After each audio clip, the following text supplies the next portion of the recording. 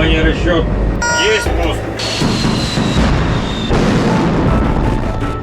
সংঘাত বা যুদ্ধ যখন বাঁধে তখন নতুন পুরাণ সব রকম অস্ত্রের সক্ষমতা, শক্তি, সামর্থ্য পরীক্ষারও একটা সুযোগ তৈরি হয় বিবদমান পক্ষগুলোর মধ্যে।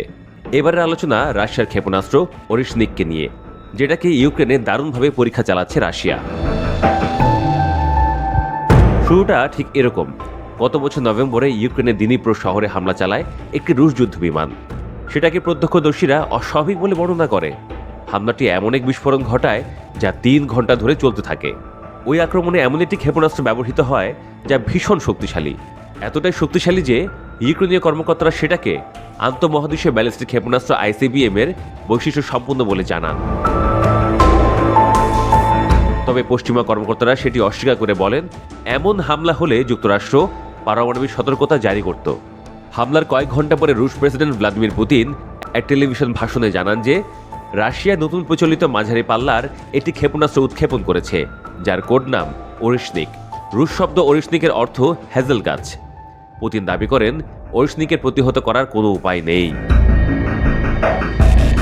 হ্যাজেল গাছ বেশ বড় আকারের ঝোপ জাতীয় গাছ। এর পাতাগুলো চারদিকে গুচ্ছ হয়ে ছড়িয়ে থাকে। গাছটির অবয়বের সাথে বিস্ফোরণের সদৃশ রয়েছে।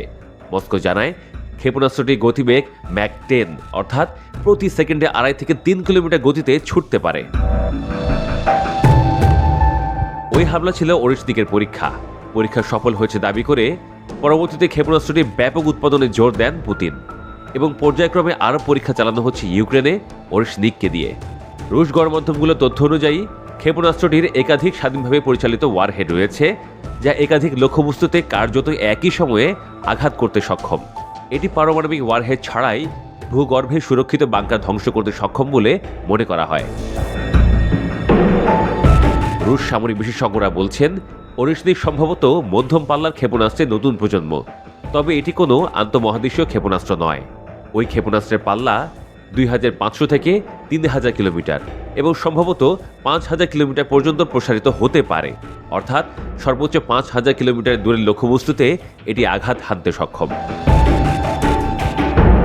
ইউক্রেনের প্রতিরক্ষা গোয়েন্দা সংস্থা জানিয়েছে ওরিশনিক ক্ষেপণাস্ত্রের সর্বোচ্চ গতি ঘন্টায় 13,000 কিলোমিটারের বেশি। এত উচ্চ গতির কারণে ইউক্রেনের আকাশ প্রতিরক্ষা ব্যবস্থার পক্ষে এটি আটকানো অত্যন্ত কঠিন, এবং এতে যুদ্ধক্ষেত্রে ক্ষয়ক্ষতি বাড়ছে বলে আশঙ্কা প্রকাশ করেছে ইউক্রেনের প্রতিরক্ষা গোয়েন্দা সংস্থা। ইউক্রেনের প্রেসিডেন্ট ভলোদিমির জেলেনস্কিও ওরিশনিক ক্ষেপণাস্ত্র উৎপাদনে জড়িত সব পক্ষের ওপর চাপ সৃষ্টি করতে হবে বলে একাধিকবার উচ্চারণ করেছেন।